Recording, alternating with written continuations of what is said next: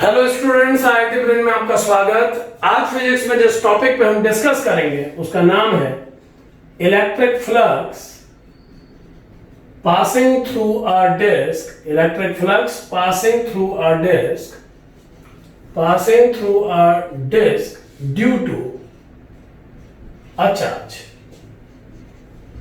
यानी क्या है प्रॉब्लम, पहले एक बार समझे कि एक चार्ज पार्टिकल किसी पोजीशन पे प्लेस है और आपको इस चार्ज पार्टिकल Q के कारण कुछ डिस्टेंस R पर एक डिस्क से पास होने वाले फ्लक्स को कैलकुलेट करना है।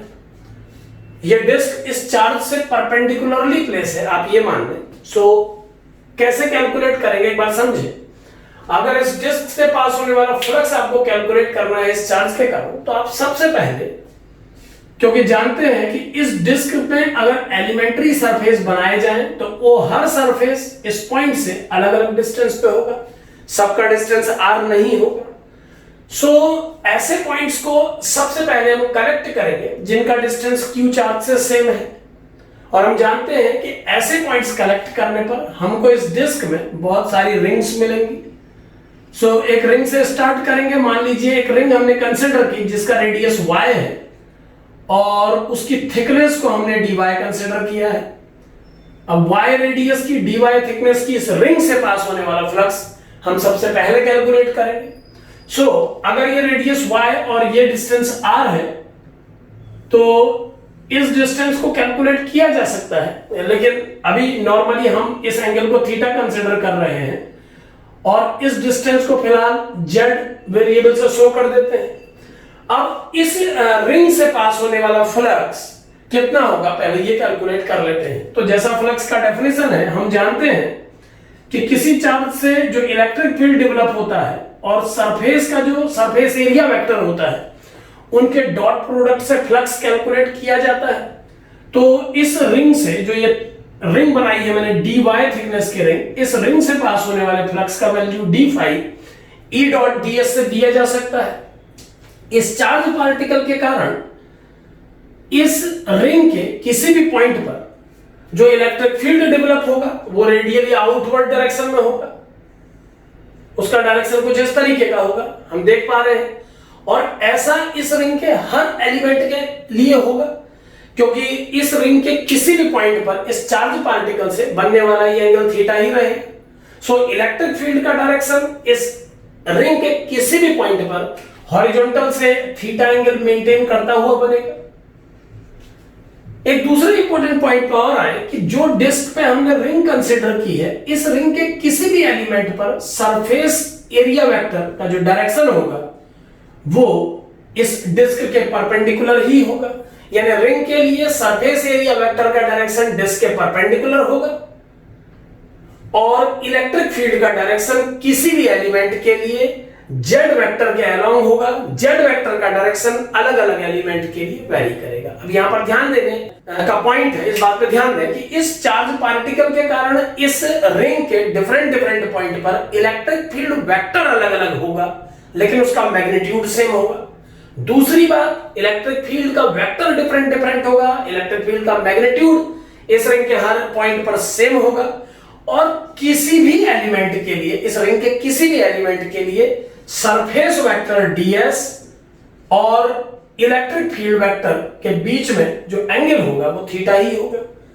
इस बात का ध्यान रखते हुए अगर हम सारे एरिया के लिए इस E डॉट ds को कैलकुलेट करें तो इसका वैल्यू केवल इस रिंग के लिए बन जाएगा E, जो कि है 1/4 pi epsilon naught q by z square. Magnitude में q बाय z स्क्वायर इतना लिखा जा सकता है, जहां q इस चार्ज पार्टिकल का चार्ज है। ds की जगह हम अगर सारे छोटे छोटे एलिमेंट का surface area delta S compare करके जोड़े तो वो कंप्लीटली ds ही हो जाएगा। और ऐसा हम कर सकते हैं क्योंकि cos थीटा का वैल्यू हर एलिमेंट्री एरिया के लिए सेम होगा। 1/4 pi epsilon naught q by z square into, फिलहाल लिख लेते हैं d ऑफ ds। अब यहां पर ध्यान दें, मैंने d ऑफ ds जो सिंबल यूज किया है, मैंने इस रिंग के सरफेस एरिया को ds माना है और उस ds सरफेस एरिया के किसी एलिमेंट्री सरफेस एरिया को, यानी इस छोटे से एरिया को d ऑफ ds माना है, और एंगल है थीटा डिग्री जो कि एक कांस्टेंट है। सो e ds cos थीटा के रूप में इस डॉट प्रोडक्ट को ओपन किया जा सकता है और सिग्मा समेशन से इस रिंग के लिए नेट कैलकुलेट किया जा सकता है। इसे यहां पर फिर एक बार ध्यान दें कि रिंग का टोटल फ्लक्स कैलकुलेट करने के लिए हम रिंग के अंदर एलिमेंट्स पर बात कर रहे हैं, तो ये क्वेश्चन एक लेयर के अंदर छुपा हुआ दूसरा लेयर तक जा रहा है। पहली लेयर में हम इस चार्ज के कारण इस रिंग को नेट फ्लक्स के लिए सॉल्व कर रहे हैं, और इस रिंग को सॉल्व करने के लिए भी चूंकि ई वेक्टर का डायरेक्शन डिफरेंट एलिमेंट पे डिफरेंट है, तो इस रिंग के अलग अलग लोकेशंस पे ds एक छोटे से एलिमेंट्री एरिया ds के अंदर ds एरिया कंसीडर करके पहले उस छोटे से एरिया के लिए कैलकुलेशन कर रहे हैं। अब जब ये ओपन होगा सिग्मा समेशन के बाद, तो जो कांस्टेंट है अगर मैं उन्हें बाहर कर दूं तो ये बन जाएगा 1/4 pi epsilon naught q by z square cos theta into sigma ds। यहां पर ध्यान दें z एक कांस्टेंट की तरह ट्रीट करेगा, क्योंकि इस रिंग के किसी भी एलिमेंट को आप यूज करें z का वैल्यू फिक्स है, और इसी प्रकार थीटा भी कांस्टेंट है। सो सिग्मा ds बन जाएगा, यानी छोटे छोटे सारे एरिया सम अप करके ds की वैल्यू आ जाएगी। तो एक रिंग से पास होने वाला फ्लक्स आ जाएगा 1/4 pi epsilon naught q by z square cos theta into ds।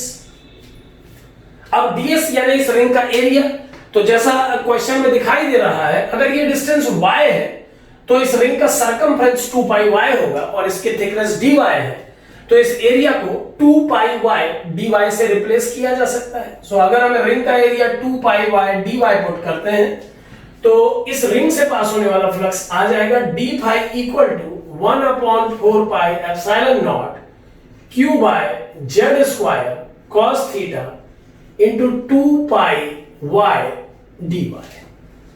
अब इतना फ्लक्स इस रिंग से पास हो रहा है, तो टोटल डिस्क से पास होने वाले फ्लक्स के लिए हमें इंटीग्रेशन यूज करना होगा। सो ओवरऑल इंटीग्रेशन से फाई की जो नेट वैल्यू इस डिस्क के लिए निकलेगी वो हो जाएगी phi equal to 1/4 pi epsilon naught q into 2 pi, ये वो टर्म्स है जो कांस्टेंट है, मैंने इन्हें बाहर कर दिया है, और जो इनसाइड टर्म्स होंगे वो वेरिएबल टर्म्स होंगे cos theta y dy by z square. अब चूंकि हम देख पा रहे हैं कि इस पूरी प्रॉब्लम को सॉल्व करने के लिए इस एक्सप्रेशन में 3 वेरिएबल इन्वॉल्व है, एक y, एक z और एक थीटा। सो किसी एक वेरिएबल में इस प्रॉब्लम को चेंज करना होगा। सो मान लीजिए हम y और z को एलिमिनेट करके क्वेश्चन को थीटा में कन्वर्ट करते हैं, या हम z और थीटा को एलिमिनेट करके y में कन्वर्ट करें। सो जो सबसे बेस्ट पॉसिबल रिलेशन होगा उसे आइए देखते हैं एक बार कैलकुलेट करके। सो z, r और y के बीच में एक रिलेशन तो यहां हमें मिलता है, z square equal to r square plus y square Pythagoras theorem के अकॉर्डिंगली। सो इसे डिफरेंशिएट करने पर 2z dz बराबर आ जाएगा 2y dy। यहां ध्यान रहे r एक कांस्टेंट की तरह ट्रीट करेगा। सो y dy को z dz से रिप्लेस किया जा सकता है, और cos थीटा की वैल्यू को अगर हम ध्यान से देखें इस डायग्राम में तो r z है। सो सबसे ज्यादा कंफर्टेबल होगा कि हम प्रॉब्लम को z वेरिएबल में कन्वर्ट कर लें। सो z वेरिएबल में कन्वर्ट करने पर नेट फाई का वैल्यू आ जाएगा 1/2 पाई से 4 पाई को 2 टाइम्स कैंसिल किया जा सकता है, तो फाई का वैल्यू आ जाएगा q by 2 epsilon naught integration of cos theta जो कि r बाय z है इनटू y dy जो कि बन चुका है z dz upon z square. So phi का नेट वैल्यू इतना आ जाएगा। अब अगर इसे सॉल्व करें फाइनली तो ये बन जाएगा q r upon 2 epsilon naught into integration of z to the power -2 dz।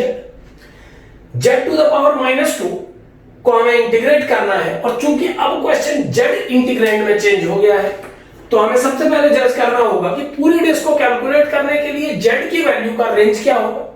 तो यहां हम देख पा रहे हैं कि z का वैल्यू सबसे मिनिमम r होगा और सबसे मैक्सिमम z का वैल्यू रिंग की रेडियस पर डिपेंड करेगा, डिस्क की रेडियस पर डिपेंड करेगा, सॉरी रिंग नहीं डिस्क की रेडियस पर डिपेंड करेगा।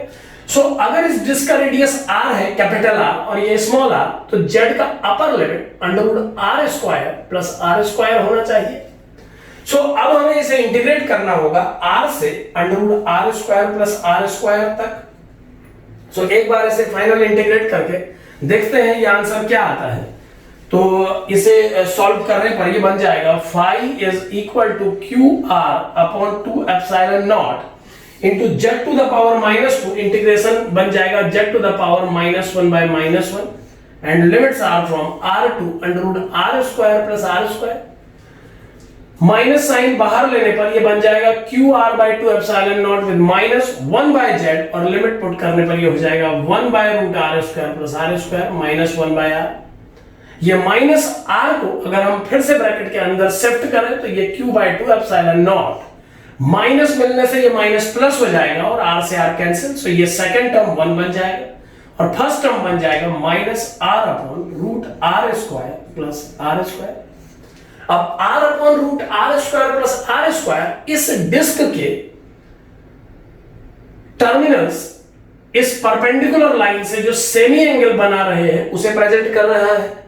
सो अगर मैं इस टर्म को cos इस एंगल की हेल्प से प्रेजेंट करूं तो ये cos फाई में कन्वर्ट हो जाएगा क्योंकि r बेस है इस ट्रायंगल का और ये हाइपोटेन्यूज, तो ये cos फाई में कन्वर्ट हो जाएगा और फाइनली आंसर आ जाएगा नेट फ्लक्स। यहां पर फाई वर्ड चूंकि फ्लक्स के लिए यूज हो रहा है तो इसे हम रिप्लेस कर देते हैं अल्फा से। सो अगर हम इस सेमी एंगल को अल्फा माने इस जगह पे, सो फाइनली ये फ्लक्स का वैल्यू आ जाएगा Q/2ε0 1 - cos अल्फा।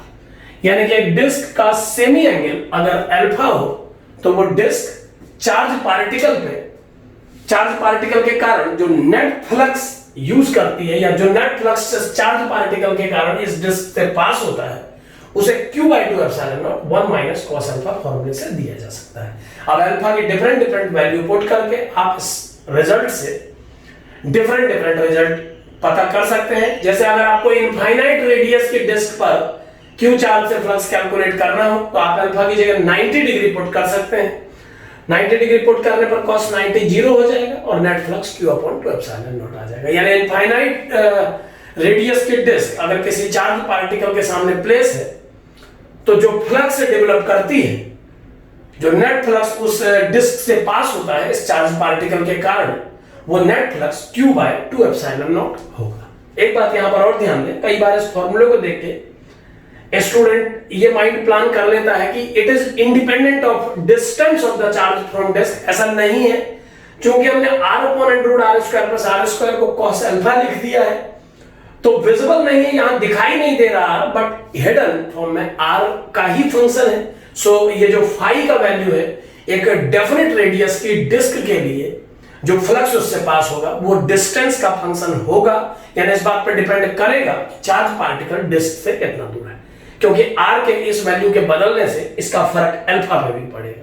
हाँ, लेकिन अगर इनफाइनाइट रेडियस का डिस्क है सो उस केस में अल्फा को 90 लगाने के बाद ये वैल्यू Q/2ε0 आ जाएगी। यानी कि इनफाइनाइट रेडियस के डिस्क के लिए फ्लक्स का वैल्यू डिस्टेंस इंडिपेंडेंट होता है। यानी कि इनफाइनाइट रेडियस का डिस्क अगर किसी चार्ज पार्टिकल के सामने रखा हुआ है तो वो कितना दूर है चार्ज पार्टिकल से ये बात मैटर नहीं करती है। हर स्थिति में उससे पास होने वाला फ्लक्स Q/2ε0 ही होगा। Thank you.